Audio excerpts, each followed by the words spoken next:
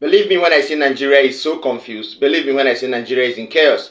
Believe me when I say Nigeria is in political catastrophe, because I think all the states that are actually going to have a by-election are recording one issue or the other. We're yet to hear notable occurrences from Bayelsa State, but Imo State has recorded one of the most heinous activities that has taken place in the political space in Nigeria over time and in the Nigerian Labour Congress. My name is Angelo and this is Nation's Voice Tower.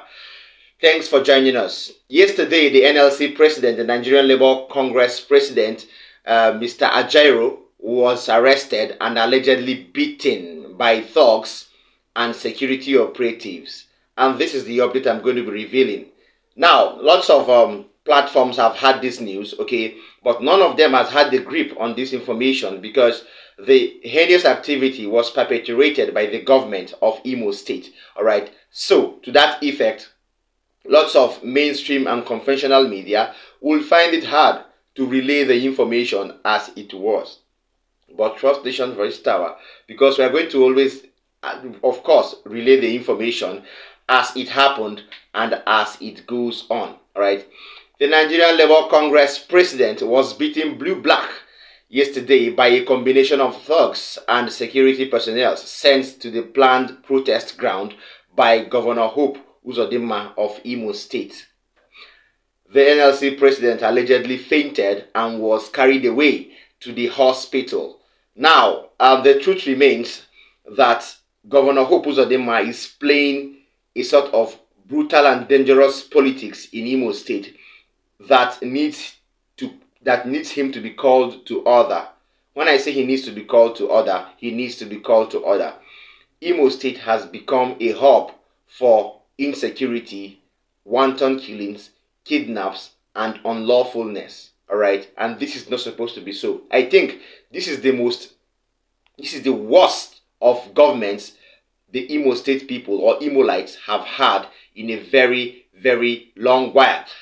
Now, furthermore, according to our source, a special advisor to the governor named Chinasa, surname withheld, arrived at the protest with well over 50 security personnel comprising of the Nigerian Navy, the Directorate of the State Security, and the Nigerian Police Force, and also thugs numbering over 50.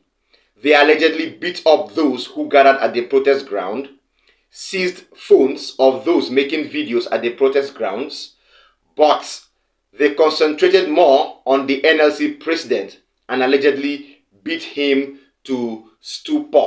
And that was actually uncalled for, okay? That was uncalled for. Now, the document on your screen was the letter that was sent to the government, to the state government, and also to the federal government, you know, as an official permission for that protest to take place from the NLC.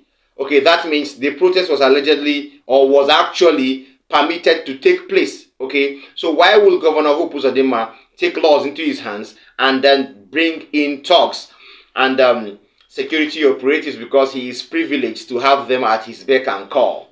I think I have a video, not of the protest, but I have a video of the Nigerian Labour Congress president, Mr. Ajaero, while he relayed the information while he was on his way back from the hospital. He looks very, very pathetic. This is not supposed to be worthy of a government in Nigeria. This is not supposed to be worthy of, a president of a particular association or a union that is fighting for the welfare of workers in Nigeria. But after this video, then I'm going to tell you the pros and cons. Or let me say, I will tell you the other side of the story where I feel Mr. Ajaero, the NLC president, went wrong. Please watch this pathetic video of Mr. Joe Ajaero while he narrated his ordeal on his way back from the hospital. Extend interim order. As interim order elapsed with time. You know, if they had issued a fresh interim order, it's a different thing. Yes. You understand? You know, so see what we are reading now. You don't read this thing to where some of us are. They don't extend interim order.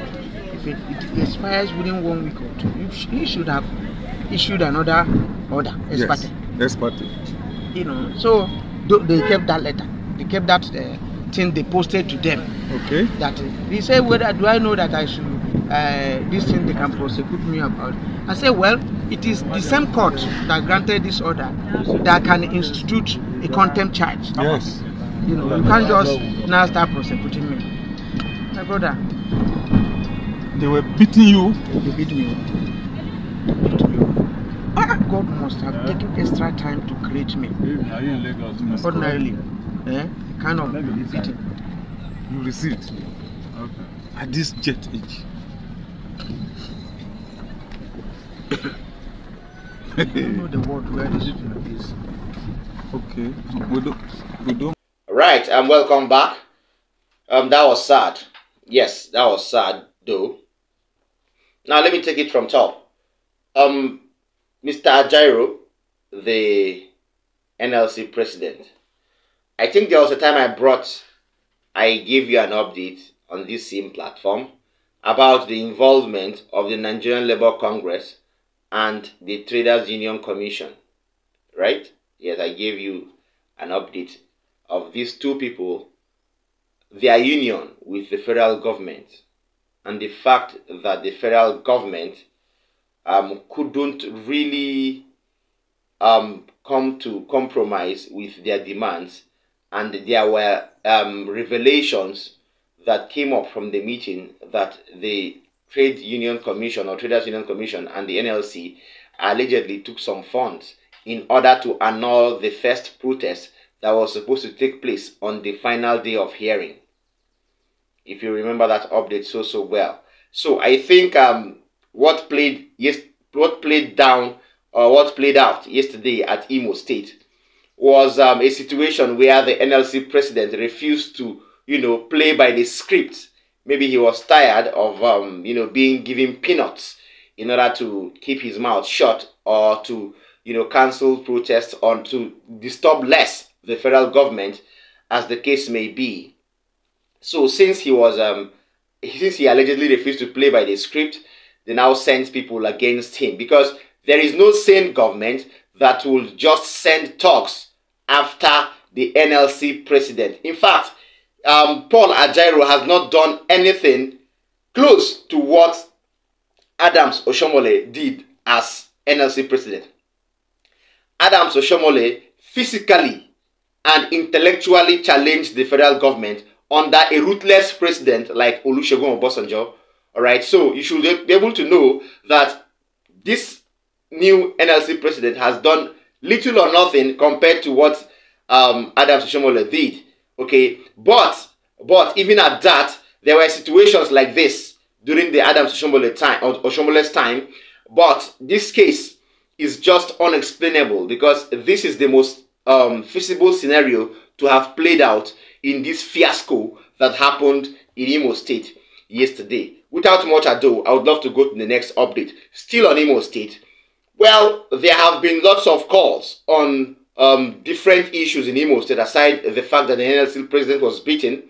Lots of people, lots of lawmakers have called out Hope Uzodinma, the governor of Imo State, who will soon leave office or continue if voted into power in December. All right, he has been called out lots of times to, balance up his style of governance and look over the people of Imo State, which is his prerogative, with the eye that he was elected in that office for. All right.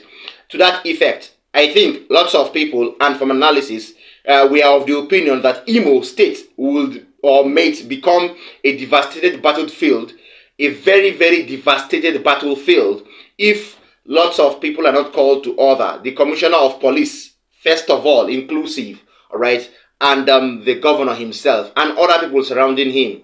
I think I have Arise News analyst Sam Amadi, who has more on this issue of the Imo State fiasco that has been taking place for a couple of weeks now. Please stay tuned.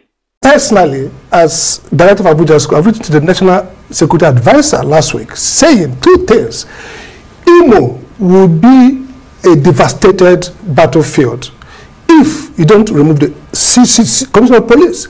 Last election, all the party says this is the guy who enabled manipulation. True or false? Allegation. Second, The INEC lady, they have written petition, protested. Now, Imo is a sieged place. The Tiger set force in the government house with the aid of the governor called Chinasa. People keep reporting about being bullied, harassed, beaten, and people killed. Why should the government, the National Security Advisor knows about this? Why should the IG first? Why should we hold a retreat for the police command in Imo subject to election? Two, why can't you transfer this commissioner of police? And I give a prediction. If this continues, the election on November 11 will be terrible. And Imolites will hold the federal government responsible, will hold the IG responsible, will hold the INEC people responsible. Because you cannot see issues that can easily be dealt with. Do it. Get this guy out, get somebody in. Why should you foster a sense of this level of tragedy? And like I said, ITOR has led, we don't need to agree with the protest. Yeah. The courts can determine the validity of it. Even if he disobeyed the court order, the proper thing, the court can issue a bench warrant, get him arrested. He's not above the law. But when you now send somebody who commands the police to act, and the police goes back and say, we took him into custody. Okay, who are those people who did the beating? Yeah. Were they arrests? Do you have incident report around who did what? So and the says, I was arrested before I was beaten. And we know from experiences, anecdotes of those who have got this experience, that they will come there and he was even lucky to be alive. So Imo has now become a place we kill police officers, we kill soldiers, you kill citizens, all because of election. Imo was the most peaceful place before 2020. So quickly. I hold responsible. Yeah. The Superintendent of Police, I have written personally to the NSA. Remove what will cause a collapse of rule of law. You're going to an election that is very high profile. Why should the police go and live in Imo to give an endorsement and create a sense of hope Uzodinma owns Nigerian police? And that is the language in town. All right. That was the Arise News analyst there. He actually said the truth, and he actually said it as it should be. All right. The Imo State people are tired of the governance and style of governance of Hope Uzodinma, and he needs to be called to order. If he needs to be called to order, then other service chiefs like the Commissioner of Police in that state should be called to order, because he cannot be present in power and then have this kind of activities, killings, kidnaps, and other unlawful activities taking the political scene in that state. Please, I think the needful should be done. Hope Uzodinma should either be called to order or should not be voted back into office, because he has offered nothing in the last 4 years than pain, penury, and frustration to Imolites. Now, finally, there was a news about the presidency planning to spend over 5 billion naira on a yacht and SUVs. That has drawn controversies from different analysts, different political grounds, and different political views on this. Lots of people think it's an extravagant spending spree. Lots of people think it's an essential need for the presidency. Speaking about it, I have Chibuzo Okereke, who is a legislative and policy expert. He also has his own view on this. I think after his own view, I will give you my view. Please, stay tuned. Well, it is for the public institution to realize that people are more interested in how government works. They are more interested in government expenditure and even revenue and in the conduct and character of public officers. Therefore, you need justification for everything you are doing. And then you need massive support for the only institution empowered to carry out budget scrutiny, which is the National Assembly. So anytime the National Assembly is discredited, incapacitated, then our democracy suffers for it. If you want your democracy to work better, support your legislature to produce the kind of result. Like I understand this supplementary budget that is up now, how much of scrutiny is going to go into it? Are we able to question provisions that are made for State House, or anything coming from State House is sacrosanct? These are the questions, because the National Assembly is not free. Anything they do is questioned by Nigerian people. So we have to support them to be able to ask questions and also question the executive and be sensible that when they are being blackmailed, that they need our support as a representative of the people without adequate budget scrutiny, so that each budget item is defended in terms of the cost, that the amount that has been put forward, and then the details of it, you know, justifying that we need to spend this, and this is the kind of result we are going to get, like the provisions made for agriculture and food security. What is the target? We have made such provisions in the past. We need the capacity to oversight to know whether that money has produced the kind of economic and food security result that we need. Right. Yeah. When you hear there's provision for a yacht, a 5 billion naira yacht, alongside that, of course, the education loan that's around 5.5 billion naira, and the rehab of schools, 5.1 billion naira. In terms of priority, what should you know, take the day? Well, even in the issue of provision of a yacht for the president, is not in the State House budget line. I was just discussing it now. It's actually under the Navy.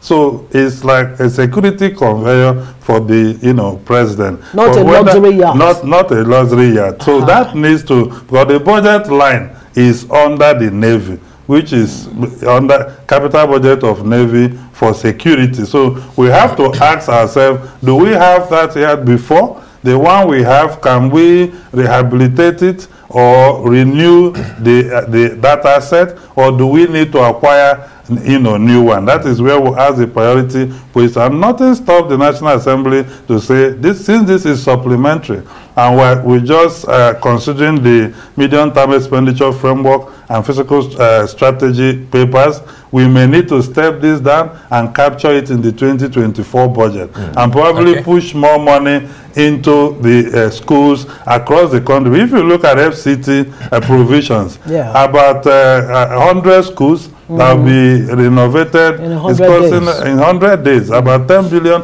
or so. Then security, about 100 billion in FCT. If you know the amount of kidnapping going on in FCT today, then you realize that we probably need to do that, but it needs to be properly, you know, guided and oversight adequately provided. All right, that was the legislative and policy expert there, Chibuzo Okereke. Now, lots of countering news have emerged saying that the yacht was requested or was part of the Nigerian Navy budget. We all know what a yacht is. We all know what a yacht is. It's either you give it a different name, you call it a presidential submarine or something. So we will know that it's linked to the Navy.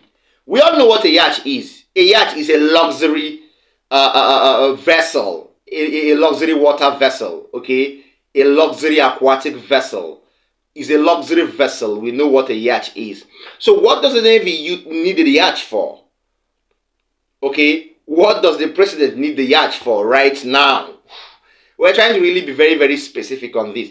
5 billion naira is way too much to spend on a yacht. Okay, if the president needs to enjoy himself on a yacht, if actually that is the reason why they need a yacht, then he should look for a private yacht. Okay, don't put it on the country's budget. All right, because I think the president is rich enough and wealthy enough to provide a yacht for himself if he doesn't have one already. So why have it under the budget of the country? Now, if the yacht belongs to the Nigerian Navy, why do they need a yacht? Are they meant to party on the sea, or are they meant to really be on duty on the sea? I want to get this straight, because there are lots of reactions coming even from people in the government saying the yacht was actually a budget for the Navy. Unless it's not a yacht, or the yacht we all know. But if it's a yacht, if it's that yacht that we all know, then a yacht is a luxury vessel. How does it concern combating crimes on the sea? I don't know if I'm getting it wrong, but that is what a yacht is, all right? So, for clarity's sake, I think it's better for the presidency or the Nigerian Navy to come out crystal clear and clear the air. What is the yacht for? Okay, or give it the name the naval officers give it. If it's a submarine, if it's a fighting ship vessel or if it's a fighting vessel, then we know. But a yacht, you and I know, is not a fighting vessel. A yacht is a very delicate vessel that needs to be treated with care. Okay, yes, and it is used for luxury, not for fighting crime. Okay, so I don't know what the plan is, but 5 billion naira from the budget going for a yacht can actually give us more than 10 or more than 9 schools of international standard. If budget is well imputed in this, okay, if we can have a school at 400 million or 419 million each, by calculation, I think we can have up to 10, 11 or 12 schools under 5 billion naira. I think at 400 million or over 400 million or closely slightly over 400 million, I think let's say 400 million, you will have close to 4.6 if not 4.5 billion naira at a whole, and it can produce like 10 to 11 highly facilitated schools. So why spend 5 billion on a yacht? If it is for a ship or a fighting or a combatant submarine, that's fine, we have no issues. But we are actually saddled with the responsibility to hold the government accountable for everything they do. If Mr. A did it, Mr. B is coming to tell us he is transparent, he is good, he is this, then he should not do it. Alright? So don't do it because Mr. A did it, or because Mr. XYZ did it, or government XYZ did that. Alright? So I think the people of Nigeria need explanation. Of course, we are entitled to hold the federal government responsible and accountable for anything that happens, because if we have a government where Mr. A, Mr. B, Mr. C comes in to eat his own share and goes, that is how we will continue, and we will end up going into extinction. That is that on that particular update. I hope you would really get that straight. But before I really go, I think I would love to say what I always say. Of course, you know what I always tell you to do. Please like our videos, share them. Don't forget to drop a comment for us in the comment section. If you're watching me for the first time, please tap the subscribe button as well as the notification bell. These things you do make YouTube, make us go viral, and very, very, very legit. See you next time. Bye.